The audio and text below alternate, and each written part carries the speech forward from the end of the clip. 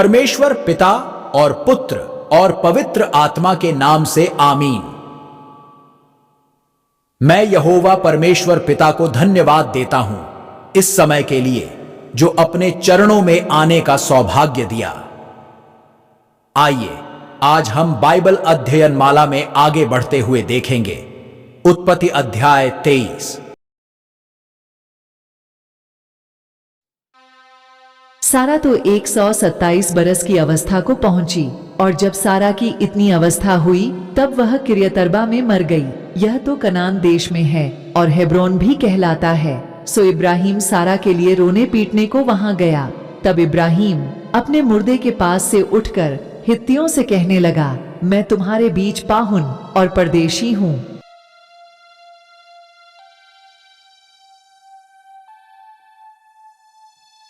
मुझे अपने मध्य में कब्रिस्तान के लिए ऐसी भूमि दो जो मेरी निज की हो जाए कि मैं अपने मुर्दे को गाड़ के अपने आंख की ओट करूं।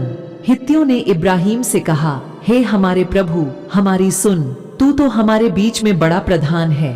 सो हमारी कब्रों में से जिसको तू चाहे उसमें अपने मुर्दे को गाड़।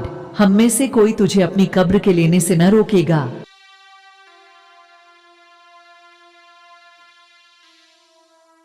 कि तू अपने मुर्दे को उसमें गाड़ने न पाए।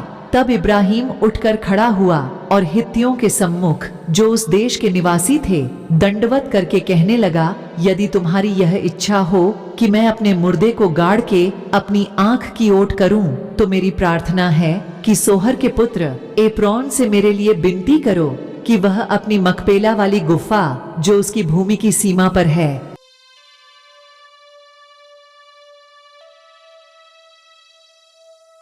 उसका पूरा दाम लेकर मुझे दे दे कि वह तुम्हारे बीच कब्रिस्तान के लिए मेरी निज भूमि हो जाए। और एप्रोन तो हित्तियों के बीच वहां बैठा हुआ था। सो जितने हित्ती उसके नगर के फाटक से होकर भीतर जाते थे उन सबों के सामने उसने इब्राहिम को उत्तर दिया कि हे मेरे प्रभु, ऐसा नहीं, मेरी सुन, वह भूमि मैं तुझे देता हूं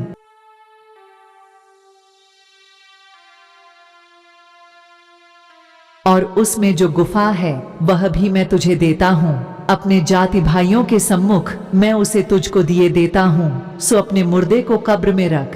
तब इब्राहिम ने उस देश के निवासियों के सामने दंडवत की और उनके सुनते हुए एप्रोन से कहा, यदि तू ऐसा चाहे तो मेरी सुन, उस भूमि का जो दाम हो वह मैं देना चाहता हूँ।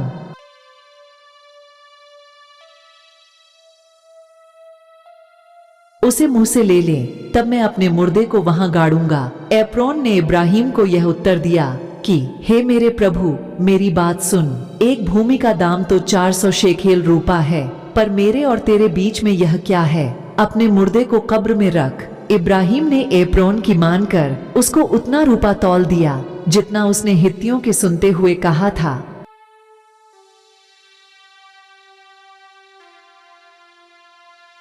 अर्थात 400 ऐसे शेकेल जो व्यापारियों में चलते थे।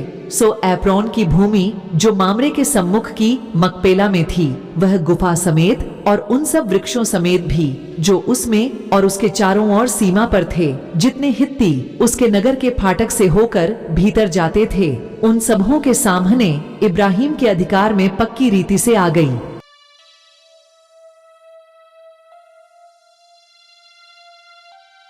इसके पश्चात इब्राहिम ने अपनी पत्नी सारा को उस मकपेला वाली भूमि की गुफा में जो मामरे के अर्थात हेब्रोन के सामने कनान देश में है मिट्टी दी और वह भूमि गुफा समेत जो उसमें थी हित्तियों की ओर से कब्रिस्तान के लिए इब्राहिम के अधिकार में पक्की रीति से आ गई। सर्वशक्तिमान यहोवा पिता परमेश्वर इस अध्ययन के माध्यम से हम सबों को बहुतायत से आशीष देवे। आमीन।